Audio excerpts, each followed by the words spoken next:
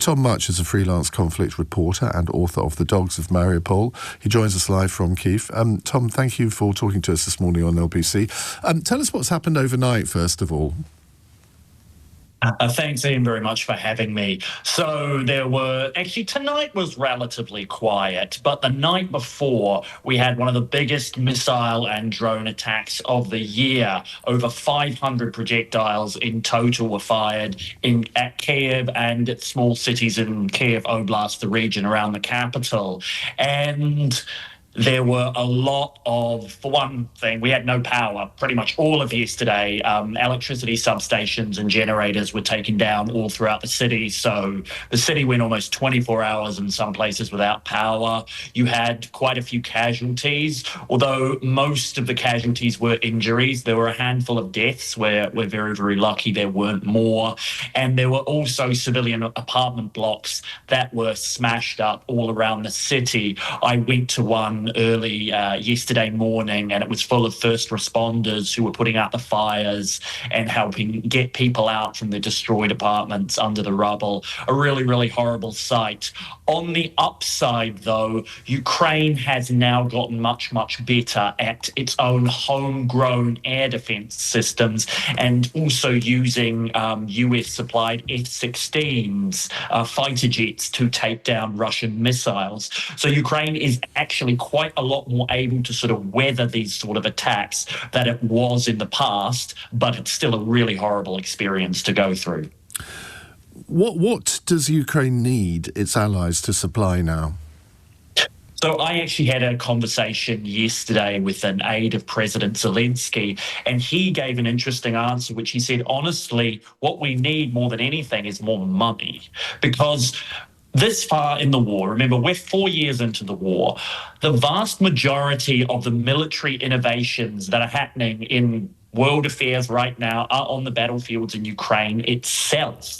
Ukraine now produces the vast majority of long-range strike drones, short-range, FPV and bomber drones, the naval sea drones that it uses to basically take out the Russian fleet in the Black Sea. What it really needs to be able to do is help scale up its own homegrown industrial capacity, because it actually has a lot more military knowledge and wherewithal than basically any other country in the world does at the moment. That said, in terms of specific systems, Ukraine can't produce. What it desperately needs is things like Patriot missile systems, which are the most advanced in the world, that simply can't be replicated. And they would really love the long-range Tomahawk missiles that the US keeps sort of tantalizing, maybe we'll give you, maybe we won't, in order to do even more damage to Russia's oil, gas, logistics infrastructures that are much deeper into the Russian Federation than Ukraine can currently hit at the moment. And tell me about the reaction of the ordinary Ukrainian people to the fact that Donald Trump seems to always side with Vladimir Putin here, because I think people in Europe find it utterly bizarre. People speculate, has Putin got some sort of compromise on Trump in some way, because that seems to be the only logical explanation. Yeah, it's weird. I've often wondered that myself. It's like, what could the Russians even have on him at this point that isn't already known about him? But look, honestly, in a way, a lot of people in Ukraine have started to slightly tune out of the endless back and forth peace negotiations that are going on with Moscow and Zelenskyy and Trump. A lot of people are now just focused not only on surviving day-to-day their ordinary lives, but they're far more focused on the situation on the battlefield, because, as you said earlier, most people expect that this war is not going to end diplomatically. It's more likely to end with the exhaustion or even hopefully the defeat of Vladimir Putin's army on the battlefield. Now, there's also a lot of disappointment, I think, in Trump, because there was some sense, I think, when he was elected, okay, maybe he'll come in and be a really hard man and he'll give us the systems that Biden wasn't willing to give us, but that very, very quickly sort of melted away after Trump, and not only Trump, but, Trump's lieutenants, people like J.D. Vance or his hapless negotiator, Steve Witkoff, when they kept on repeating effectively in interviews Russian narratives almost completely verbatim. So there's a lot of disappointment with the Trump administration here. And I think that most people's belief in some kind of a peace deal are fairly minimal at this point, but not all hope, I think, has been lost.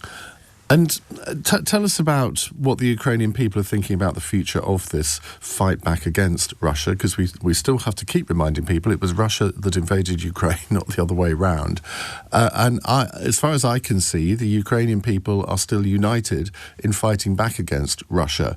And yet we're constantly told by Putin apologists that our support for Zelenskyy is fraying at the edges in Ukraine. Everyone wants the war to end. Well, I want the war to end. Any right-thinking person would want the war to end, but not if it means that Russia can claim a victory. Yeah, you're right. You're absolutely right, especially on 2 points there.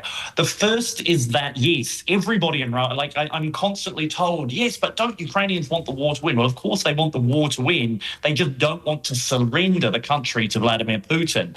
And a lot of people are very, very worried that the peace terms on offer by Moscow are not real peace terms. What they are is a chance for Russia to get on the diplomatic sphere what they couldn't get on the military sphere, i.e. large parts of Donetsk Oblast that they haven't been able to conquer, despite having, been cracking away at it for 4 years now.